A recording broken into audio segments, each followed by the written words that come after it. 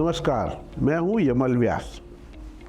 Reserve Bank of India हर 2 महीने अपनी मॉनेटरी पॉलिसी डिक्लेयर करती है, जिसमें बैंक के इंटरेस्ट रेट क्या होंगे उसकी घोषणा की जाती है।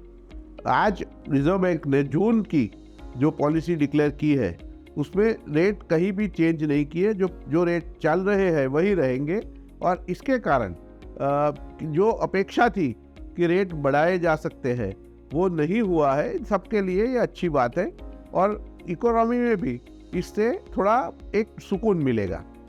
अब जो आज डिक्लेयर किया गया, जो अनाउंसमेंट की गई, वो भी काफ़ी कॉशियस है, और उसकी कुछ जो हाईलाइट है वो आपको आज छोटे वीडियो में बताएंगे।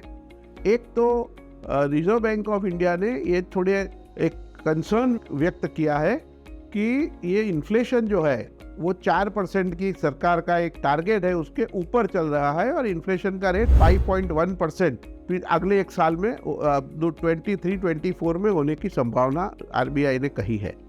और इसके कारण 5.1 का इन्फ्लेशन रेट गवर्नमेंट की 4.6% की जो रेंज है उसके अंदर है। परंतु फिर भी अब मॉनसून आ रहा है, अब बारिश कैसे होगी, क्यों उसमें कुछ डेफिसिट होती है, तो खाद्य सामग्री, वेजिटेबल्स, फ्रूट्स, उसके भाव बढ़ सकते हैं, और उसके कारण थोड़ा रिजर्व बैंक ने इस बारे में भी थोड़ी चिंता व्यक्त की है, और देखना पड़ेगा कि मॉनसून कैसे आता है।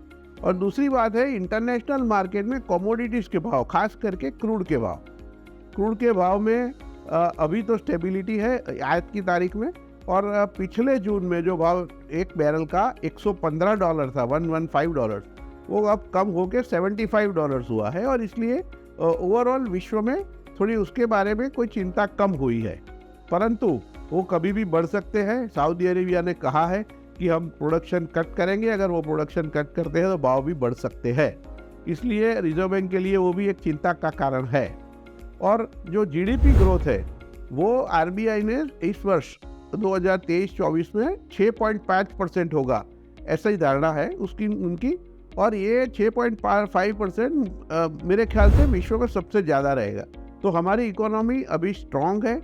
और जैसे कि एक फंड मैनेजर ने आज बताया कि जो हमारे आरबीआई के गवर्नर है वो सुनील गावस्कर के जैसे है। वो सुनील गावस्कर जब हेलमेट भी नहीं थी, तब वो दुनिया के फास्टेस्ट बॉलर के सामने वो बिना डर के बैटिंग करते थे। अगर कोई मुश्किल आई तो दूसरी बार स्टैंस लेके फिर सेंचुरी लगाते थे। तो वो कभी फास्ट बॉलिंग से डरते नहीं थे। इस तरह से फंड मैनेजर ने ये कंपेयर किया है कि अभी हालत ऐसी है कि पूरे विश्व में बहुत आर्थिक संकट है, परंतु इससे डरे बिना हमारे आरबीआई के गवर्नर ने अपनी मॉनेटरी पॉलिसी में काफ़ी स्टेबिलिटी लाए है, जिसका भारत के अर्थतंत्र को बहुत फायदा हो सकता है।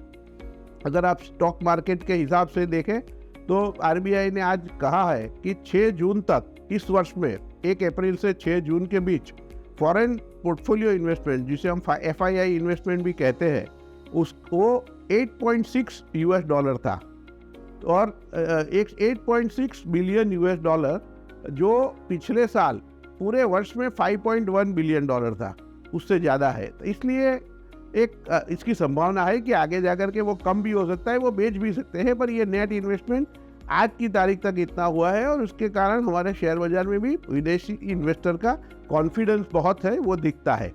तो ये सारी चीज़ें मिलकर इस आरबीआई पॉलिसी को अगर हम कंक्लूड करना चाहें, उसका एनालिसिस, तो ये कह सकते हैं कि आरबीआई बहुत ही स्टेबल जा रही है, स्टेडी जा रही है, और कोई किसी भी रिस्क लिए बिना इंडियन इकोनॉमी जो पटरी पर चढ़ गई है और जो स्पीड पकड़ रही है, वो इसी स्पीड से या इससे ज़्यादा स्पीड से चलती रहे, उसकी चिंता करके ये आज की जो मॉनेटरी पॉलिसी है उसे डिक्लेयर किया गया है।